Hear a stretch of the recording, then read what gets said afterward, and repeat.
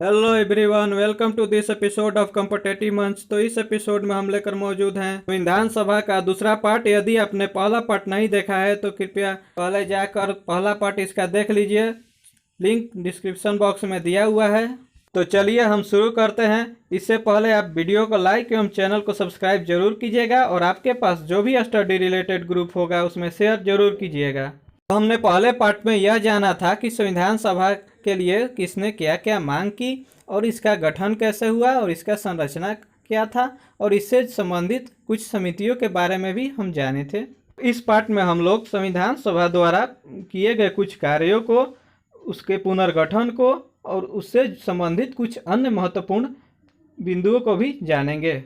तो चलिए शुरू करते हैं। संविधान सभा का सलाहकार BN राव को बनाया गया था और हमारे देश के संविधान को बनाने के लिए संविधान सभा द्वारा लगभग 60 देशों के संविधान का अध्ययन किया गया था।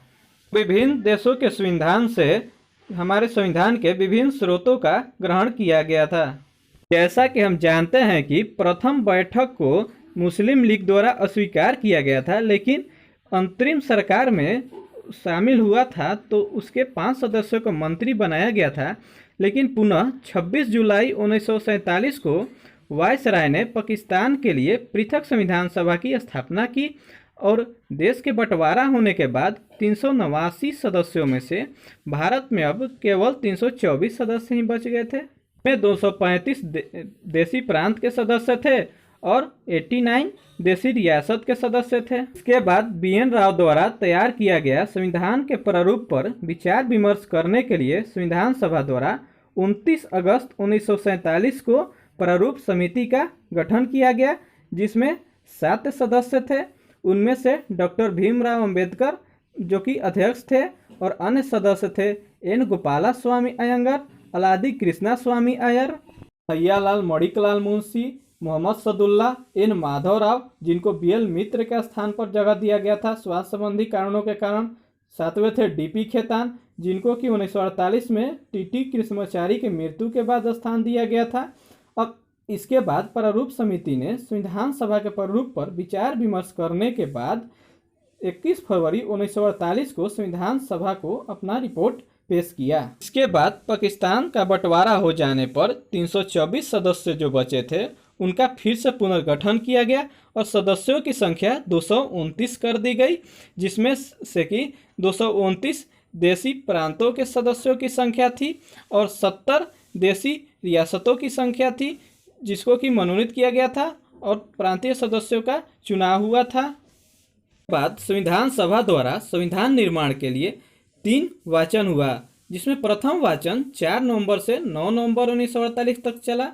दूसरा वाचन 15 नवंबर 1948 से 17 अक्टूबर 1949 तक चला और तीसरा वाचन 14 नवंबर 1946 से 1949 से 26 नवंबर 1949 तक चला और तीसरे वाचन में ही 26 नवंबर 1949 को संविधान सभा द्वारा संविधान को पारित कर दिया गया और इस समय विधानसभा में 299 में से 284 सदस्य ही उपस्थित थे और हमारा संविधान बनाने में कुल 2 वर्ष 11 महीना और 18 दिन लगे थे। इसके बाद संविधान के प्रारूप पर कुल 114 दिन बहस हुए थे और संविधान के निर्माण में 63,96,729 रुपये व्यय हुए थे और हमारे संविधान में जो कि मूल्य था उसमें 22 भाग 395 अनुच्छेद और 8 अनुसूचियाँ थी। लेकिन वर्तमान में अनुच्छेद और भाग तो उतना ही है, लेकिन अनुसूचियाँ 12 हो गई है।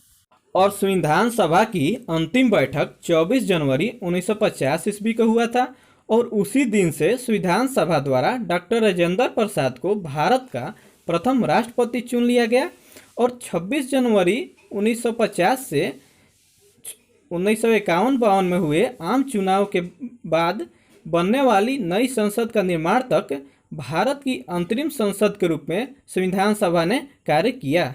अब चूंकि हमारा संविधान 26 नवंबर 1949 को ही पारित हो गया था तो उसी दिन 15 अनुच्छेद को पारित कर दिया गया था, जबकि शेष बचे अनुच्छेदों को 26 जनवरी 1950 को लागू हुआ और हम 26 जनवरी 1950 को गणतंत्र हो गए।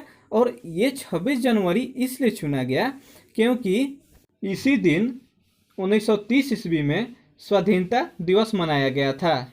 तो आइए अब संविधान सभा द्वारा किए गए कुछ महत्वपूर्ण कार्यों को जान लेते हैं। तो पहला पॉइंट है कि 22 जुलाई 1947 को संविधान सभा ने राष्ट्रध्वज को अपनाया। इसके बाद मई 1949 में राष्ट्रमंडल में भारत की सदस्यता का सत्यापन किया और इसके बाद संविधान सभा ने अपने अंतिम बैठक में यानी 24 जनवरी 1950 को राष्ट्रीय गान एवं राष्ट्रीय गीत को अपनाया। आइए अब कुछ संविधान सभा के कुछ महत्वपूर्ण तथ्यों को जान लेते हैं। तो संविधान सभा का प्रतीक या मुहर जो था हाथी था। संविधान सभा का मुख्य प्रारूपकार एस.एन. मुखर्जी थे और महात्मा गांधी को संविधान सभा के 7वें अधिवेशन में श्रद्धांजलि अर्पित किया गया था। इसके बाद भारतीय संविधान का जो मूल प्रति था उसको हीलियम में सुरक्षित रखा गया था और हमारा भारतीय संविधान पूर्णतः हस्तलिखित है और इसे प्रेम बिहारी नारायण रायजादा ने लिखा है और संविधान सभा के पृष्ठों का हिंदी संस्करण में सजाने का कार्य शांति निकेतन के कलाकार नंदलाल बोस ने किया था। इस तरह से हमारा संविधान सभा समाप्त होता है। आप वीडियो को लाइक एवं चैनल को सब्सक्राइब जरूर कीजिएगा और आपके पास जो भी स्टडी रिलेटेड ग्रुप होगा उसमें शेयर जरूर कीजिएगा और बेल आइकन को जरूर दबाइएगा ताकि आपके पास आने वाले अगले वीडियो के लिए नोटिफिकेशन मिलता रहे। और कमेंट में ज़रूर बताइएगा कि मैं अगला वीडियो किस टॉपिक पर बनाऊं। धन्यवाद।